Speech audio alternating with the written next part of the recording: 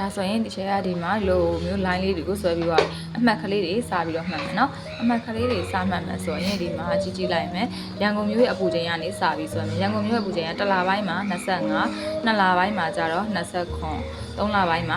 29เนาะအဲ့လိုလေးကြည့်လိုက်မယ်ကြည့်လို့ရှိရင်ချဲတို့ဒီမှာရန်ကုန်မြို့အပူချိန်တိုင်းမှတ်လိုက်မယ်တစ်လပိုင်းမှာ25ဖြစ်တဲ့အတွက်ဒီမှာတစ်လပိုင်းဆိုတဲ့ဒီတန်းလေးတက်တဲ့လေးမှာ25ဒီလိုလေးမှတ်လိုက်မယ်ပြီးရင်နှစ်လပိုင်းမှာ29မို့လို့နှစ်လပိုင်းဒီတန်းတန်းလေးမှာကျတော့29မှ25မှာဒီမှာဆို26 29เนาะအပေါ်နှစ်ကွက်ထိပြီးရင်3လပိုင်းမှာ29ဖြစ်တဲ့အတွက်ဒီ3လပိုင်းတန်းတန်းလေးမှာ29မှတ်မယ်ဒီမှာ29ပြီးရင်4လပိုင်းမှာ31နော်ဇယားလေးကိုကြည့်ပြီးမှတ်သွားအောင်နော်၄လပိုင်းမှာကျတော့31ဆိုတော့ဒီမှာ30 31ဆိုတော့ဒီနာလေးပြီးရင်5လပိုင်းမှာကျတော့29ဒါဆိုရင်5လပိုင်းမှာ29ဆိုတော့ဒီနာလေးပြီးရင်6လပိုင်းမှာ28မှာ6လပိုင်းကိုလာမယ်ပြီးရင်28ဆိုတော့ဒီမှာ25ဒီမှာဆိုတော့28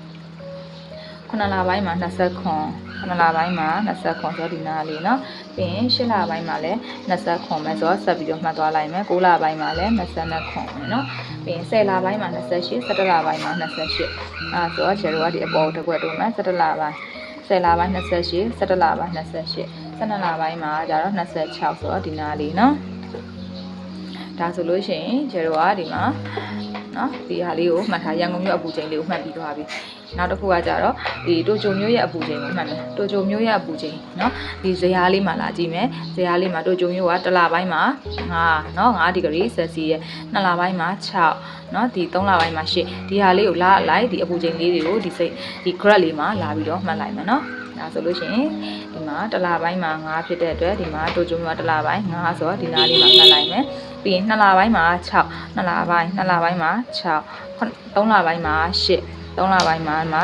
5ဆိုတော့6 8ဒီနာလေးပြီးရင်4လပိုင်းမှာ14ပြီးလို့ရှိရင်5လပိုင်းမှာကျတော့19 5လပိုင်းမှာ19ဆိုတော့ဒီနာလေးเนาะ6လပိုင်းမှာ22 9လပိုင်းမှာကျတော့25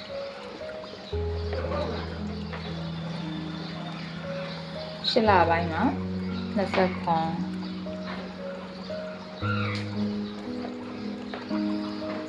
9လပိုင်းမှာ23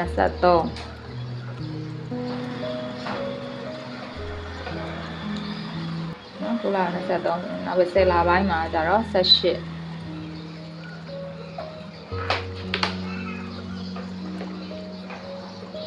17လပိုင်းမှာ73 12လပိုင်းမှာ8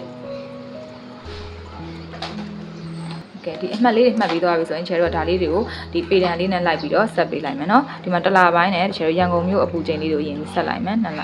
ပြီးရင်2လပိုင်း3လပိုင်း3လ4လပိုင်းเนาะလို့ရှိရင်ဒီမှာ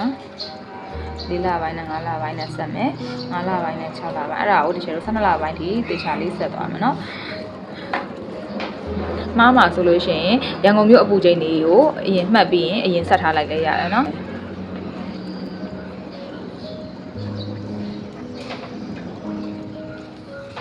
ဒါဆိုရင်ရန်ကုန်မြို့အပူချိန်ကိုဆက်ပြီးသွားပြီ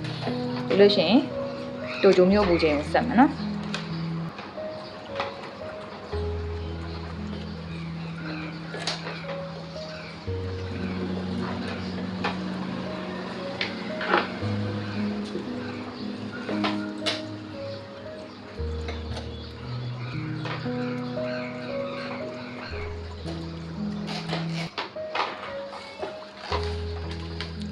ဒါဆိုရင် graph လေးမှာကျတော့ဒီရန်ကုန်မြို့ရဲ့အပူချိန်ရောဒီတိုကျိုမြို့ရဲ့အပူချိန်ရောကျတော့အမှတ်ကလေးမှတ်ပြီးတော့မြင်းလေးတွေဆက်ပြီးသွားပြီအဲ့ခါကျရင်ဒီကျတော့နောက်တစ်ခုကမိဘွန်လေးတွေနောက်ဗီဒီယိုလေးမှာမိဘွန်လေးတွေကိုဖြည့်ကြည့်မယ်နော်ဒီလိုပုံလေးရတယ်နော်